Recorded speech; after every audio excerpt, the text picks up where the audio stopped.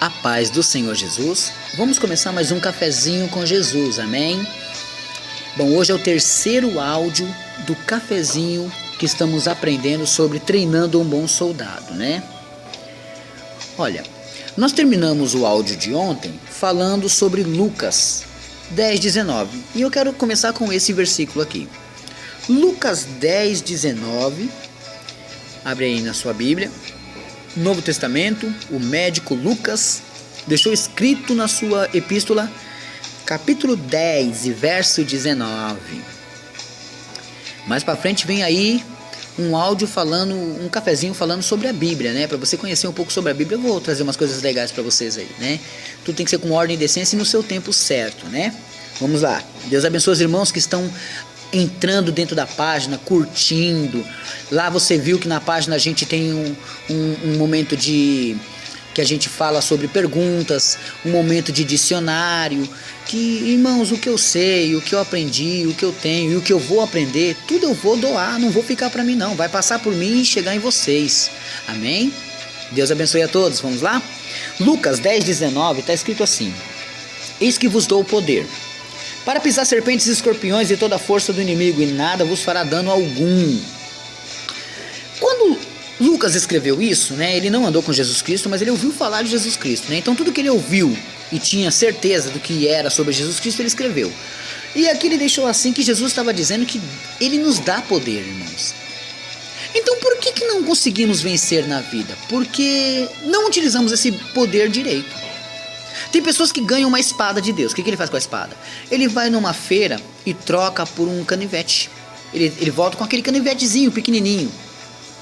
Por quê? Porque às vezes, irmãos, ele não quer trabalhar com uma espada. Ele quer trabalhar com uma coisa menor. Ele escolhe para ele a maneira de servir a Deus. E não é da maneira que a gente quer. Tá entendendo? Vamos, olha só. Pense o que você está fazendo com a autoridade que Jesus te deu. Não deixe demônios controlar você. Ao contrário, você que tem que controlar eles, expulsando eles das vidas das pessoas e da sua casa. Jesus deu poder para você. Leia Marcos 16:17 e Colossenses 2:15. Vamos lá? Marcos 16 e 17, eu vou ler. Marcos 16 e 17 está escrito assim: e estes sinais seguirão os que crerem. Em meu nome expulsarão os demônios, falarão novas línguas, pegarão nas serpentes e se beberem alguma coisa mortífera, não lhes fará dano algum. E porão as mãos sobre os enfermos e os curarão. Tá vendo, irmãos? Quer dizer que com esse poder podemos fazer muitas coisas, porque tem gente que você não dá um centavo por ele, mas quando ele levanta a mão no nome de Jesus Cristo, a vida da outra pessoa é mudada. Entenderam? Isso é poder. Quantos traficantes, ou homossexuais, ou prostitutas, pessoas nas drogas, pessoas nas bebidas, na mentira, na falsidade, mudaram seu caráter, sua vida, sua índole, depois que aceitaram Jesus Cristo, e Jesus Cristo começou a operar na vida deles. Mas foi tudo através de uma pessoa, que Deus usou uma pessoa. Tá entendendo? Aquela pessoa é comedor de arroz e feijão igual você, mas ele teve autoridade. Por quê? Porque ele recebeu esse poder. Ele tem esse poder, ele pode não ter um centavo no bolso, mas ele tem esse poder. Foi o que Pedro disse quando Pedro estava indo para uma igreja, a igreja chamada Formosa. O homem estendeu a mão e pediu dinheiro para ele, na porta da igreja, um mendigo. Mas ele disse: não tenho prata e não tenho ouro, mas o que eu tenho eu te dou. O que ele tinha? Poder. Ele não tinha o dinheiro da terra, o poder da terra, mas ele tinha o poder do céu. É isso que você precisa, para transformar a sua vida, poder. Agora vamos ver também Colossenses 2:15. Colossenses capítulo 2 e verso 15.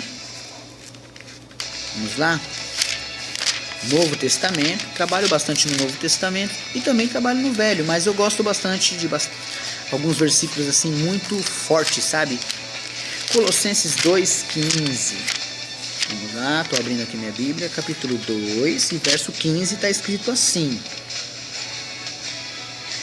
e despojando os principados e potestades, os expôs publicamente, e deles triunfou em si mesmo.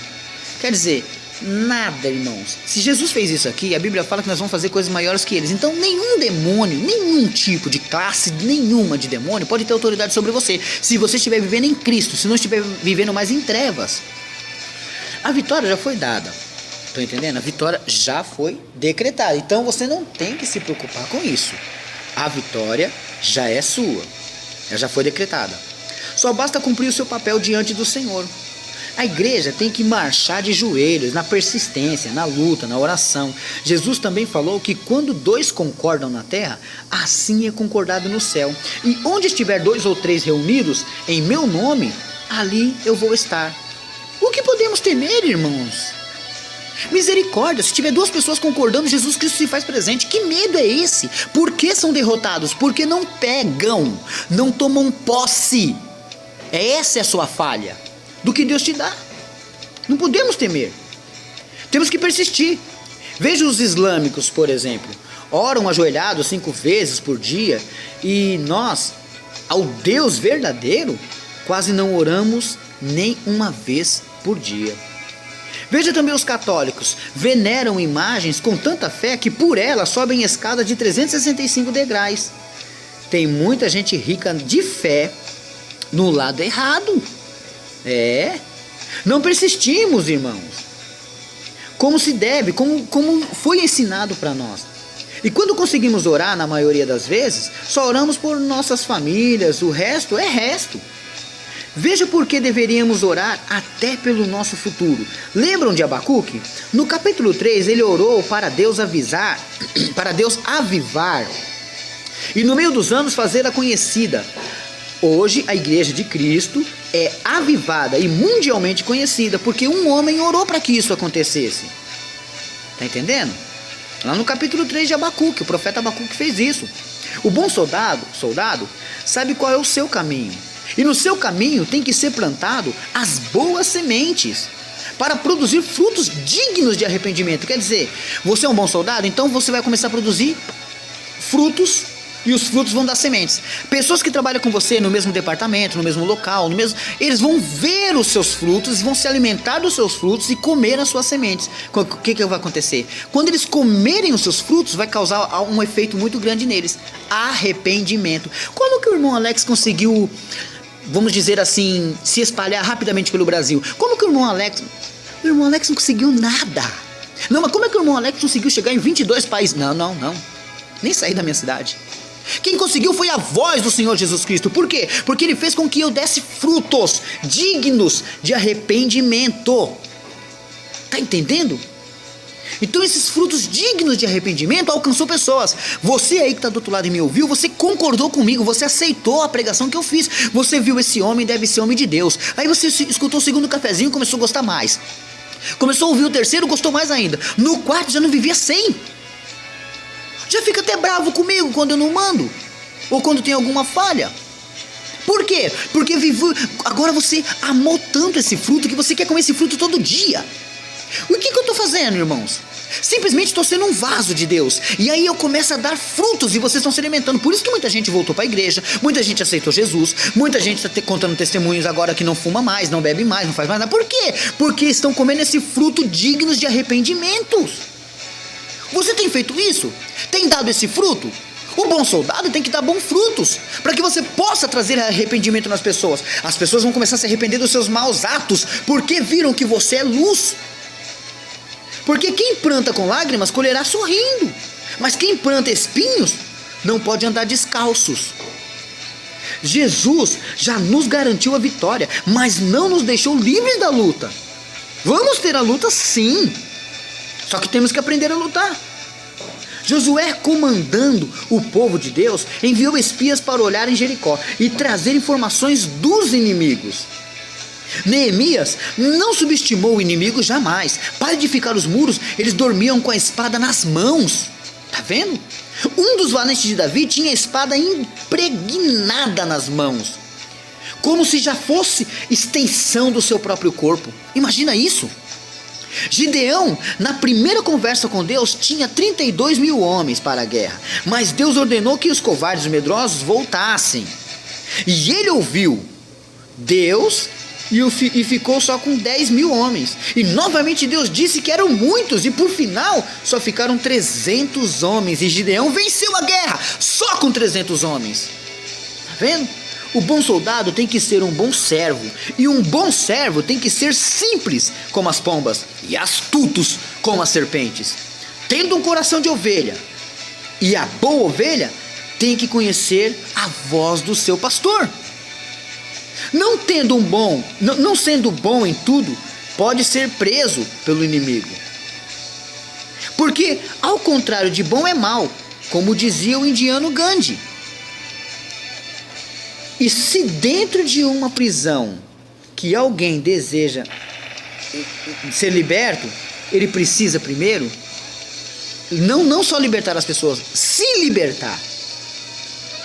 Tá entendendo? As provações, eu vou falar aqui agora de 3 homens de Deus. Olha só, 3 soldados. Não é história não.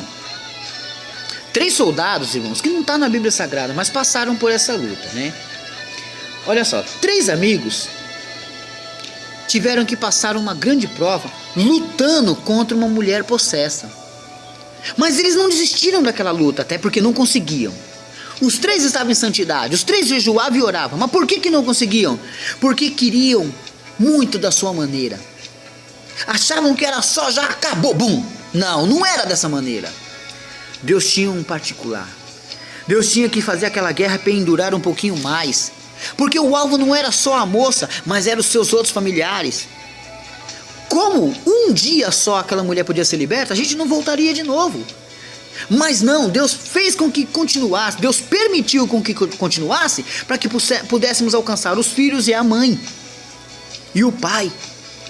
É dentro de uma guerra que Deus quer que você esteja mesmo, para alcançar muitas vidas.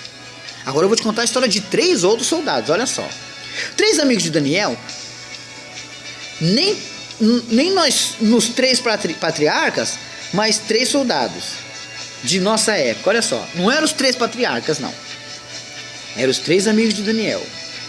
Os 3 patriarcas tiveram muita fé, mas esses 3 aqui, irmãos, tiveram bastante fé. Olha só, amados, podemos ser pegos de surpresa se não estarmos preparados. Os 3 amigos de Daniel deixaram uma palavra dizendo o seguinte: ainda que Deus não nos livre, ainda que Deus não nos tire desse problema, não negaremos. Aí mora o nosso problema. Quando a gente fala com Deus: olha, Deus, eu vou ser fiel até onde o Senhor me livrar. Não me livrou, eu não sou mais. Tá entendendo? É aí que mora o grande problema.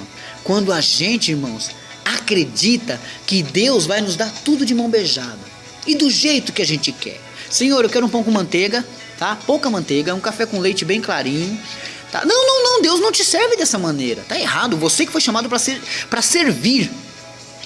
E servindo a Ele, nas consequências disso, Ele te abençoa. Só que você entende tudo errado. Esses 3 jovens amigos de Daniel obedeceram. Uma grande coisa. O princípio. Ele é Deus comigo ou sem mim. Ele me protege da maneira que Ele quiser. Se Ele não quiser, Ele me permite morrer hoje. Mas nós não o negaremos. Foi o que aqueles 3 jovens pensaram e fizeram. Então, nunca, irmãos, nunca duvide ou questione o poder de Deus. Deus não está me ouvindo. Deus deve estar ocupado. Deus... Não, nunca. Um bom soldado não questiona o seu Senhor. Se Ele falou, está falado. Se Ele mandou, está mandado. Acabou. Não tem que ficar questionando. Você tem que aprender a lição. E a lição hoje é essa. Amém? Vamos terminar por aqui. E amanhã vem o 4º áudio do Treinando um Bom Soldado. Deus abençoe a todos e fiquem todos na paz do Senhor Jesus.